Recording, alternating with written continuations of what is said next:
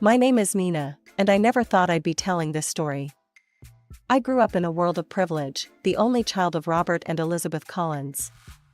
My father was a self-made man, having built his business empire from the ground up. He was stern but loving, always pushing me to be my best. My mother, on the other hand, was the epitome of grace and sophistication, moving through high society circles with ease. Our family lived in a sprawling mansion on the outskirts of the city. I had everything a girl could want: the best education, designer clothes, exotic vacations. But despite all the material comforts, there was always a part of me that felt empty. Enter Mark Johnson. I met him during my final year of college, and it was like a bolt of lightning struck me. He was charming, handsome, and seemed to understand me in a way no one else ever had. We started dating, and for the first time in my life, I felt truly alive. There was just one problem: my parents hated him. "Nina, darling," my mother said one evening over dinner, "don't you think Mark is attracted to you not only by your inner qualities, but also by our money?" My father chimed in, his face set in a hard frown. "He's got no prospects, no ambition. He's not the kind of man who can give you the life you're accustomed to."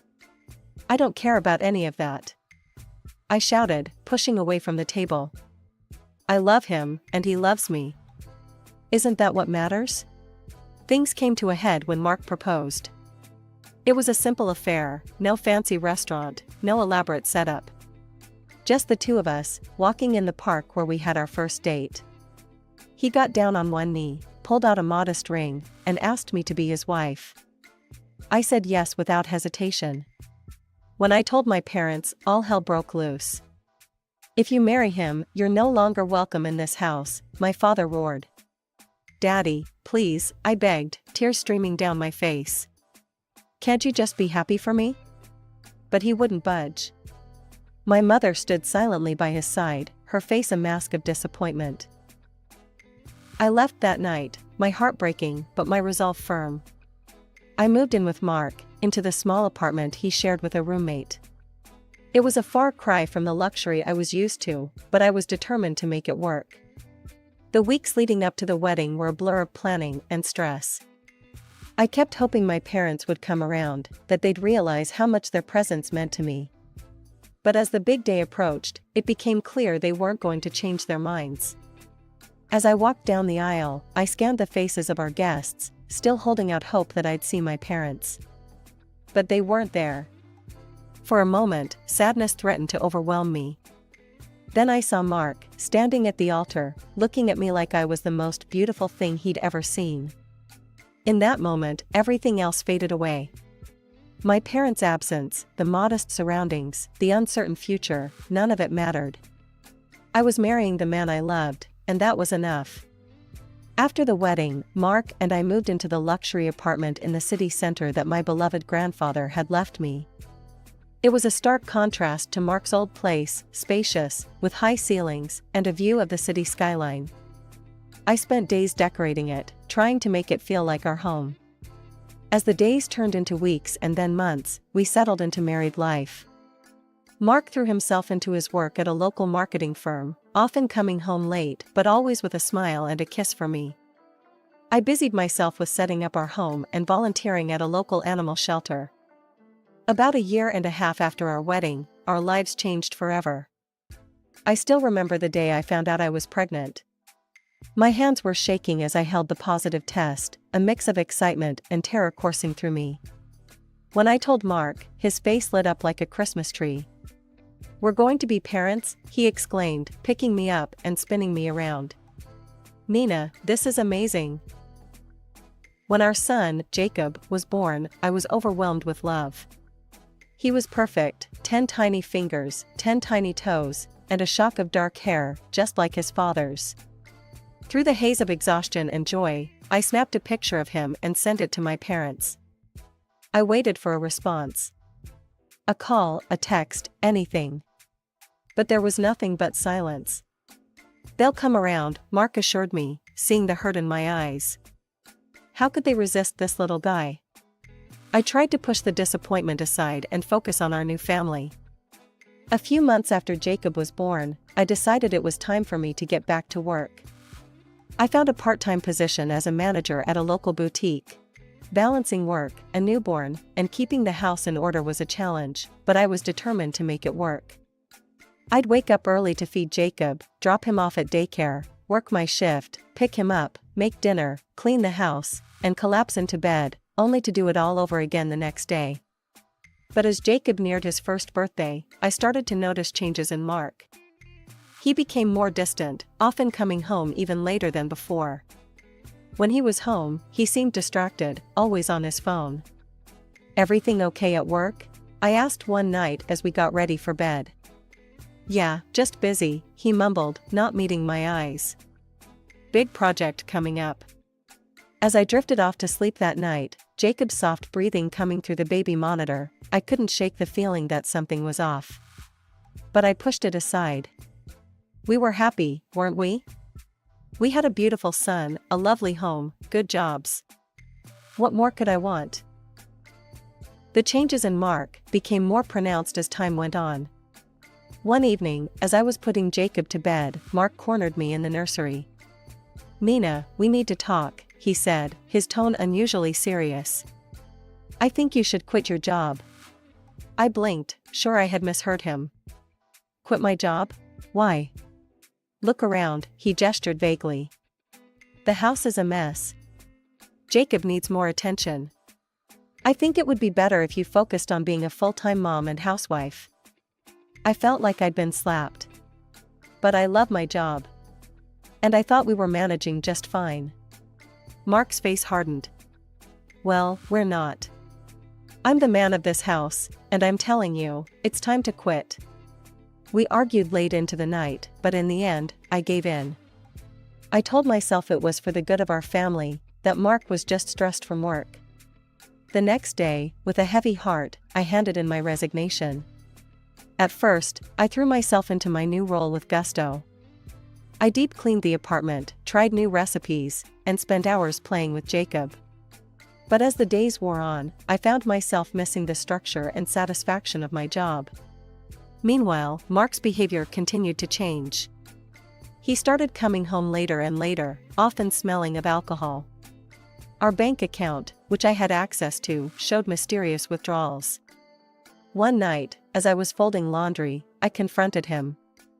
"Mark, where is all our money going? We're barely making ends meet." He exploded. "Maybe if you knew how to budget properly, we wouldn't have this problem." I recoiled, shocked at his outburst. This wasn't the man I married. Things only got worse from there. Mark began criticizing everything I did. The house was never clean enough, dinner was never good enough, I wasn't attentive enough to Jacob. The final straw came when Jacob got sick with a nasty flu. He was running a high fever and crying constantly. I was at my wit's end, having been up for 2 nights straight. "Mark, please," I begged. "Can you take a day off work to help me with Jacob? I'm exhausted." He looked at me like I was crazy. "Take a day off? Are you kidding? Some of us actually have to work for a living, Nina." The next day, he came home with a suitcase. "I'm going to a hotel for a few days," he announced. "I need to rest after work, not listen to a screaming kid." I was stunned. "You're leaving us? Now?" He shrugged, already heading for the door. "Taking care of Jacob is your job, not mine. Call me when he's better." As the door slammed behind him, I sank to the floor, Jacob wailing in my arms. What had happened to us? To the man who had once looked at me like I hung the moon? In that moment, I missed my parents more than ever. I wanted to call them, to hear my mother's soothing voice, to feel my father's protective embrace. But pride and shame held me back. How could I admit that they had been right all along? As I rocked Jacob, trying to soothe both his cries and my own, I couldn't help but think about the words my father had said on the day I told them about my engagement. "He's not the man you think he is, Nina." The days following Mark's departure to the hotel were a blur of sleepless nights and exhausting days. Jacob's fever finally broke, and as his health improved, I found myself with more time to think, perhaps too much time. I couldn't shake the feeling that something was terribly wrong in my marriage. The man who had returned from the hotel was not the Mark I had fallen in love with. He was distant, irritable, and seemed to resent both Jacob and me. One evening, about a week after he'd returned, Mark came home earlier than usual. His face was serious, and he was clutching some papers. "Mina, we need to talk about insurance," he said, sitting down at the kitchen table. "I've taken out a life insurance policy on myself for $1 million. I think you should do the same." The amount made my head spin. $1 million? Mark, that seems excessive. And why do I need such a large policy? I don't even work outside the home anymore. His eyes hardened. "It's for Jacob's future.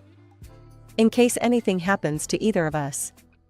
Don't you want to make sure he's taken care of?" Put that way, I couldn't argue. Still, something about the whole situation felt off. "I suppose you're right," I said slowly. "If you think it's best." He nodded, seemingly satisfied. "I'll set up the appointment with the insurance agent." Over the next few days, I noticed Mark's behavior becoming even stranger. He was constantly on his phone, texting at all hours. Whenever it rang, he'd leave the room to answer, often locking himself in our home office. One morning, after Mark left for work, I made a decision. I couldn't live with this uncertainty anymore. I needed answers. With shaking hands, I picked up my phone and dialed a number I'd found online. "Hawkeye Private Investigations, how can I help you?" a gruff voice answered. I took a deep breath. I need someone to follow my husband. I think he might be." I couldn't bring myself to say the words, but the investigators seemed to understand. "I see, ma'am. Why don't you come into our office and we can discuss the details?" That afternoon, while Jacob was napping, I met with the investigator, a no-nonsense woman named Linda. I told her everything, the late nights, the secretive phone calls, the drastic personality change. Linda listened intently, taking notes. "We'll get to the bottom of this, Mrs. Johnson. I'll have my best guy on it." As I left her office, I felt a mix of relief and dread. Part of me hoped this was all a misunderstanding, that there was a reasonable explanation for Mark's behavior. But a larger part knew that whatever the investigator uncovered was likely to change my life forever. 3 weeks after hiring the private investigator, I received the call I had been both dreading and anticipating. "Mrs. Johnson, we have the report ready," Linda's voice came through the phone. "You might want to sit down for this." With trembling hands, I sank into a chair, my heart pounding. "I'm ready. Tell me everything." As Linda spoke, I felt my world crumbling around me. Mark, my husband, the father of my child, had been unfaithful. He had a mistress. The evidence was irrefutable: photographs, text messages, hotel receipts.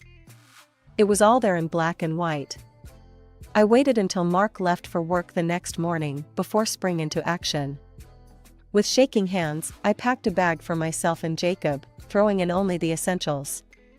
Clothes, diapers, a few of Jacob's favorite toys. I couldn't bear to look at the photos on the walls, the happy memories that now felt like lies. "We're going to see Grandma and Grandpa," I cooed to Jacob as I put him in the stroller. He giggled, oblivious to the turmoil around him. I decided to take the metro to my parents' house. It would be faster than driving through rush hour traffic. As I approached the station, my mind was racing, planning our next steps. That's when it happened. I was crossing the street, pushing Jacob in his stroller, when suddenly there was a screech of tires. I turned my head and saw a car hurtling towards us. In a split second, I pushed the stroller out of the way. Then, pain. Blinding, all-consuming pain. And then, darkness.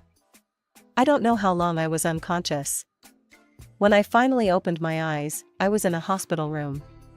The steady beep of machines filled the air. And there, sitting by my bed, looking haggard and worried, was Mark. "Jacob," I croaked, my throat dry. "Where's Jacob?" Mark leaned forward, taking my hand. "He's fine, Mina. He's with Lisa, your best friend. Not a scratch on him.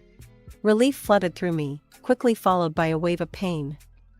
I looked down at my legs, both encased in casts. You have multiple fractures in both legs, Mark explained gently. The doctors say it'll take about a year for you to fully recover. You'll need to use a wheelchair for a while. I closed my eyes, trying to process this information. A year. A wheelchair. And then, like a bolt of lightning, I remembered why I had been at that metro station in the first place. I know about her, I blurted out, my eyes snapping open to gauge Mark's reaction. Your mistress. I know everything. Mark's face paled. For a moment, he looked like he might deny it. Then his shoulders slumped. Nina, it wasn't serious. It was a stupid mistake, he stammered. When I got the call about your accident, I realized how close I came to losing you. I can't lose you, Nina. Please, can we start over? Give me another chance. I'll do better, I promise. I looked at him, this man I had loved for so long. He seemed so sincere, so remorseful. And I was so tired, so overwhelmed by everything that had happened. Okay, I heard myself say. We can try. The day I was discharged from the hospital was surreal. Mark arrived with a bouquet of my favorite flowers, pink peonies. His smile seemed genuine, his eyes filled with concern and love. As he wheeled me out of the hospital, I felt a glimmer of hope. Maybe we could make this work after all. The first 2 weeks at home were, surprisingly nice. Mark was attentive, caring, almost doting. He helped me with everything, from getting dressed to bathing. He'd carry me to the bathroom in his arms, careful not to jostle my injured legs. It reminded me of our early days together, when every touch felt electric. One evening, as we sat on the couch watching a movie, Mark turned to me with a glint in his eye. Nina, I've been thinking, he said, taking my hand. We should get away for a weekend. Just the two of us. To celebrate your recovery and, well, us. My heart skipped a beat. Really? Where? I found this cozy little house in the mountains, overlooking a beautiful canyon. What do you say? I couldn't help but smile. That sounds wonderful. But what about Jacob? And I'm in a wheelchair. I'm sure Lisa wouldn't mind watching him for a couple of days. About the wheelchair. If anything, I'll carry you in my arms. Come on, it'll be good for us. I agreed, feeling a mixture of excitement and nervousness. This could be exactly what we needed to reconnect. The drive to the mountains was peaceful. As we wound our way up the narrow road, I felt the tension of the past months slowly melting away. The house, when we arrived, was everything Mark had promised, cozy, secluded, with breathtaking views of the canyon. I'm going to explore a bit, Mark said after we'd settled in. Why don't you rest? I nodded, watching him disappear down a trail. Left alone, I decided to check my emails. I hadn't had a chance to do so since the accident. My phone was nowhere to be found, so I wheeled myself over to Mark's laptop. As I opened the browser, an email notification popped up. It was from an unfamiliar address, but the subject line made my blood run cold. Urgent, new information about your case. With trembling hands, I clicked on it. The message was from Linda, the private investigator I'd hired weeks ago. My heart pounded as I read. Mrs. Johnson, I've been trying to reach you. Your number is out of service. I've uncovered disturbing new information. You're in danger. Your husband was involved in your accident. He's trying to get rid of you for the insurance money and your apartment. His mistress was driving the car that hit you. I've attached evidence, photos, videos, texts. Please contact me immediately. I stared at the screen, my mind reeling. There was Mark, plotting with his mistress. There were bank statements showing large withdrawals. There was a grainy video of a woman who looked remarkably like Mark's assistant behind the wheel of a car, moments before impact. Just as I closed the laptop, Mark walked in. I tried to compose myself, but my heart was racing. "Everything okay, Nina?" he asked, his voice deceptively casual. I forced a smile. "Yeah, I can't find my phone." "Have you seen it?" A cold smile played on Mark's lips. "Oh, that. It broke down suddenly. Must have been damaged in the accident." A chill ran down my spine. I needed to contact someone, anyone, but how? "Mark," I said, trying to keep my voice steady. "Could I borrow your phone? I want to check on Jacob, see how he's doing with Lisa." He hesitated for a moment, then handed me his phone. "Sure, go ahead. I'll just be right here." My hands trembled as I took the phone. Mark hovered nearby, watching. I knew I couldn't call the police or even Lisa. Then, a memory flashed in my mind, a conversation with my father years ago.